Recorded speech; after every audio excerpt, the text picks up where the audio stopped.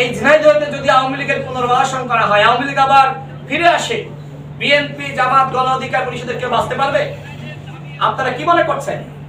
আজকে টাকা খেয়ে, আজকে সহযোগিতা পেয়ে আওয়ামী লীগকে যারা আশ্রয় প্রশ্রয় দিচ্ছেন, আমার স্পষ্ট কথা, আওয়ামী লীগের যারা নিরীহ নেতা কর্মীরা ছিল, সাধারণ ভোটাররা ছিল, তাদের বিষয়ে আমাদের কোনো বিরোধিতা নাই, তাদের উপর কোনো জুলুম করা হবে না।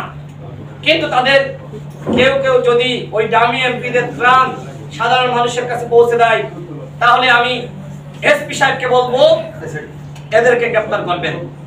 ডামি এমপিদের ত্রাণ ঈদ সামগ্রী এই ঝিনাইদহে বিতরণ চলবে না, এবং যারা করেছে, যারা সহযোগিতা করেছে, তাদেরকে অবশ্যই শাস্তির আওতায় আনতে হবে।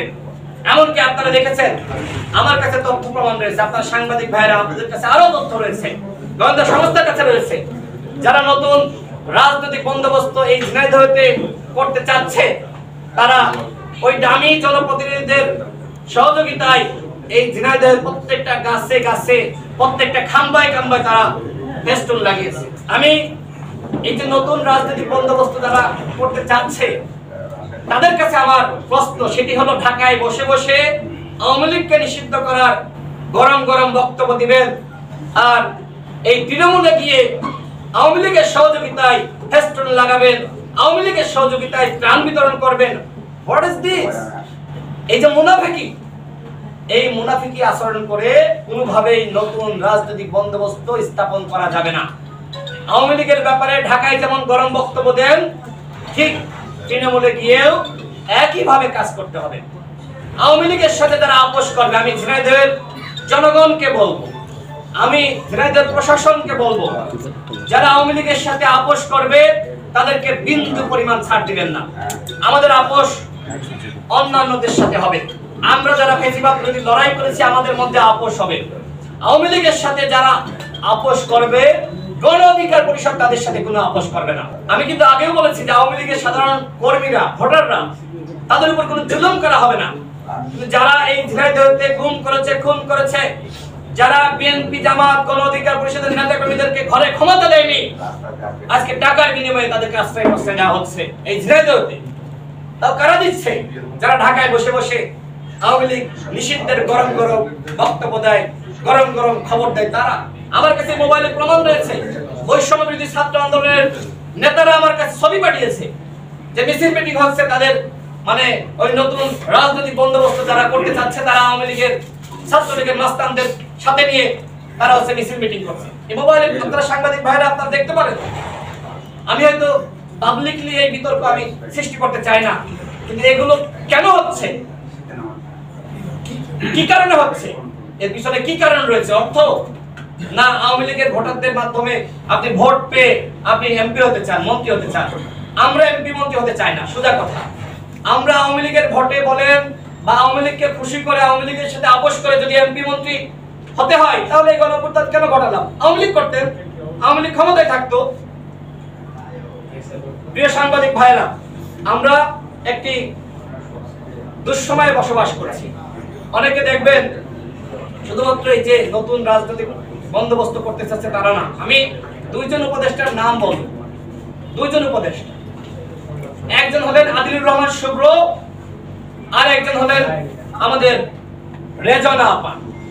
তারা মিলে তিনজন দামি এমপি কে জামিনের ব্যবস্থা করেছেন।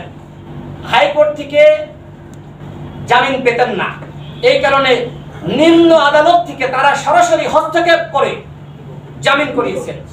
দুইজন উপদেষ্টা, একজন হলেন জনাব আদিলুর রহমান শুভ্র, আর একজন আমাদের রেজনা আপা।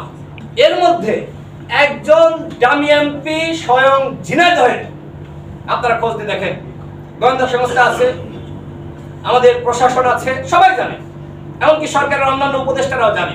তো আমাদের এই যে উপদেষ্টারা যদি আওয়ামী লীগের পুনর্বাসন করে, আওয়ামী লীগের দামি এমপিদের আশ্রয় প্রশ্রয় দেয়, তাহলে কিভাবে আওয়ামী লীগকে আপনারা নিষিদ্ধ করবেন?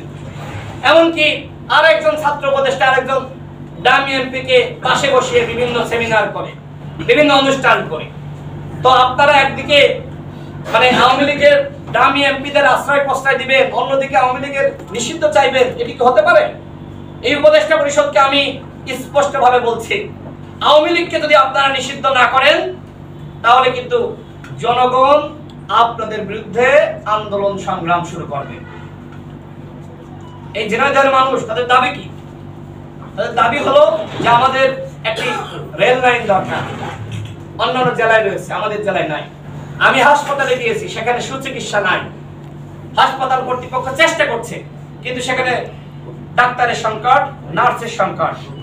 আমার কাছে কয়েকবার জানিয়েছে, কিন্তু আমি তো সরকারে নাই। হয়তো আমাদের জায়গা থেকে আমরা যতটুকু পারি চেষ্টা করতে পারি। রাস্তাঘাটে আমি ঘুরেছি, আমি বাজারে গিয়েছি, নতুন হাটখোলা বাজারে। সেখানে বাজারের যে অবস্থা এখন পর্যন্ত, সেখানে চাঁদাবাজি চলছে। কারা করছে? দোকানে দোকানে চাঁদাবাজি চলছে, বিভিন্ন জায়গায় চাঁদাবাজি, মানুষকে হয়রানি করা হচ্ছে। এগুলো কারা করছে? আওয়ামী লীগের পতন হয়েছে। আওয়ামী লীগের পতন হওয়ার পরেও যদি এগুলো চলে, তাহলে কোনোভাবেই এই দেশের পরিবর্তন হবে না।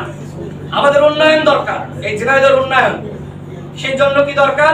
আমাদের আধুনিক শিক্ষা প্রতিষ্ঠান দরকার, আমাদের রেল লাইন দরকার, আমাদের রাস্তাঘাট উন্নত হতে হবে। আমাদের দামি এমপিরা কি করেছে?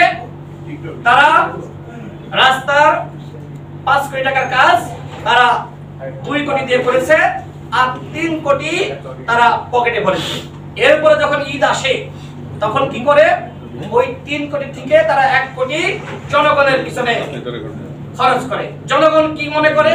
এই এমপি তো বিরাট, তিনি দানেওয়ালা, বিরাট দান করে।